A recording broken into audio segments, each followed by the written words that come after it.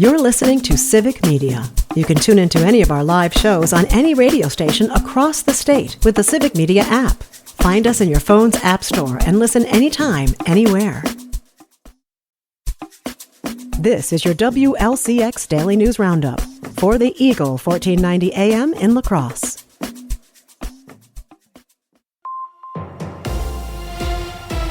Here's today's 1490 WLCX News Update. You can find it on demand at lacrosseeagle.com. I'm Jimmy Kuska. A little over 5 weeks in, and the new presidential term has been marked by a flurry of executive orders and court decisions. Senator Tammy Baldwin held a town hall on Thursday. With more, here's Civic Media's Melissa Kay. It does feel a lot like chaos here. Senator Baldwin said announcements are coming so fast and furious that it's difficult for hardworking citizens to keep up. I will tell you that some of the chaos that we're experiencing is very purposeful. Many of the things proposed have resulted in lawsuits, making it even harder to understand what's going on. I think it's important to remember in all of this that we do have power. Everyone here has power. And your voice matters. Baldwin is encouraging people to continue contacting their representatives. Layoffs are underway at the National Oceanic and Atmospheric Administration, which includes the National Weather Service. Hundreds of employees have already been let go by the Trump administration, with more layoffs expected today. Some of the workers fired include computer engineers, meteorologists, and researchers, including at the Great Lakes Environmental Research Laboratory, Hurricane Research Division, Pacific Tsunami Warning Center, and a division that develops weather models for the United States. $30 million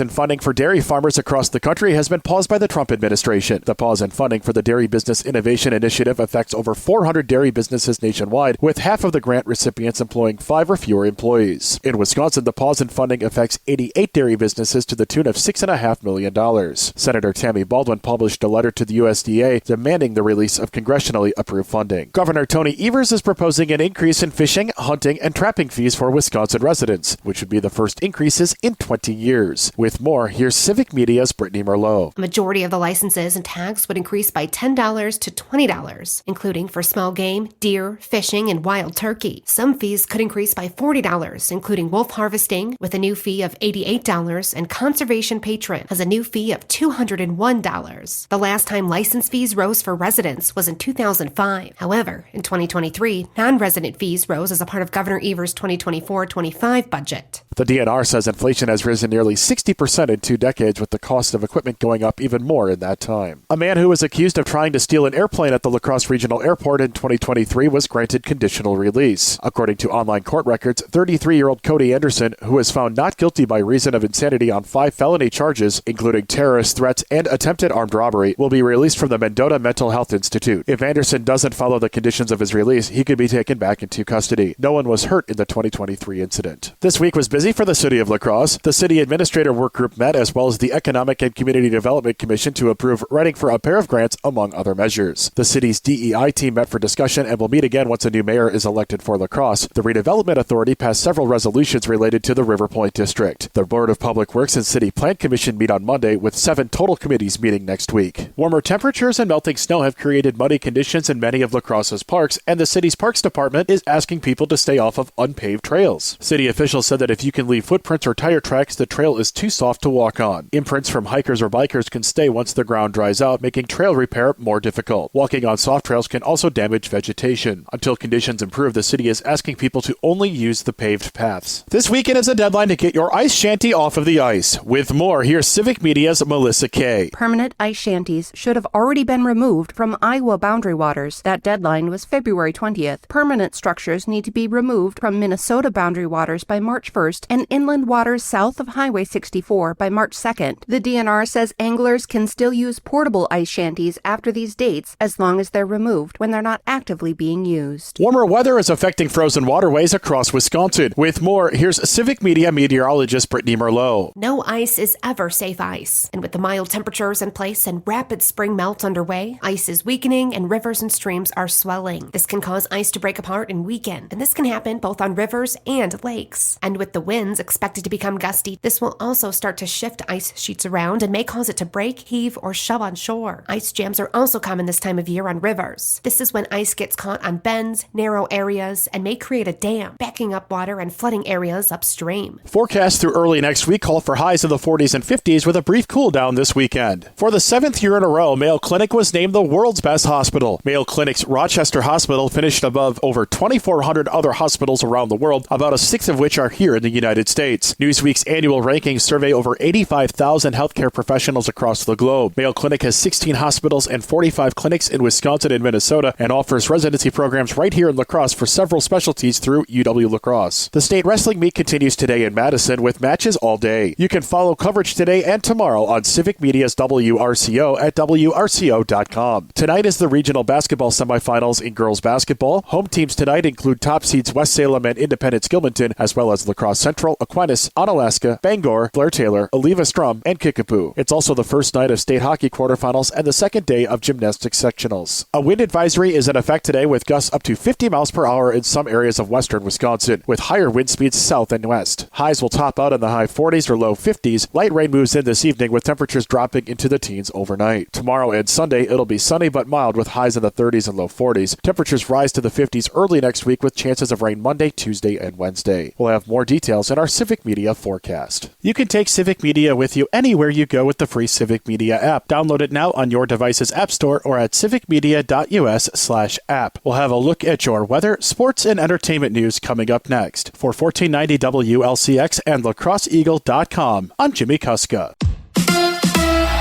The Bucks with a win at home. Hi, I'm Mike Clemens with sports. The Milwaukee Bucks with a 121-112 win over the Denver Nuggets. Giannis led with 28 points. Center Brook Lopez added 22. It was big. That was a very big game for us, a great win. It took everyone, and always the crowd always picks us up. Although the Nuggets, Nikola Jokic, scored 32 points, Bucks head coach Doc Rivers praised Lopez for keeping up with the Joker. I thought Brook was fantastic.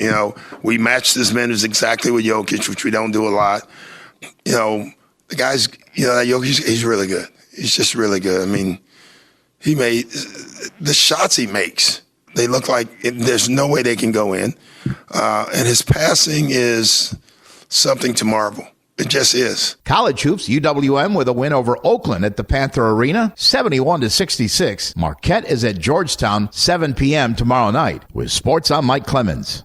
On your entertainment beat, I'm Pete Schwaba. The legendary Gene Hackman has passed away at the age of 95. If you haven't already heard, Hackman, his wife Betsy Arakawa, a classically trained pianist, and the couple's dog were found in their New Mexico home. Authorities say they had been dead for a while. Hackman was the star of films like The French Connection, The Poseidon Adventure, Mississippi Burning, The Conversation, and Hoosiers. The late great Hackman moved to Pasadena, California in 1952 after he got out of the Marines and met Dustin Hoffman at the Pasadena Playhouse, where both were voted least likely to succeed. Seems like a pretty cruel award to give to another adult. Despite not having leading man looks, Hackman says he never cared about that and just wanted to act in any capacity. Hackman retired from acting in 2004 and moved to New Mexico, where he became involved in the arts community and wrote books. Gene Hackman is quite often referred to as the greatest American actor. He won Oscars for his role in The French Connection and Unforgiven. Gene Hackman was 95. If you weren't already aware, there will be a Shrek 5, and it will have a fresh-faced new star in the cast, according to Deadline.com. Zendaya will join the cast as Shrek's daughter. If you're scoring at home, that means she will play the offspring of Mike Myers and Cameron Diaz. Eddie Murphy will also be back as Donkey. Shrek 5 will be the first film in the franchise to hit theaters since 2010's Shrek Forever. The fifth installment is expected to grace our screens Christmas of 2026. The death of Gene Hackman will most likely be talked about for weeks to come in the entertainment business.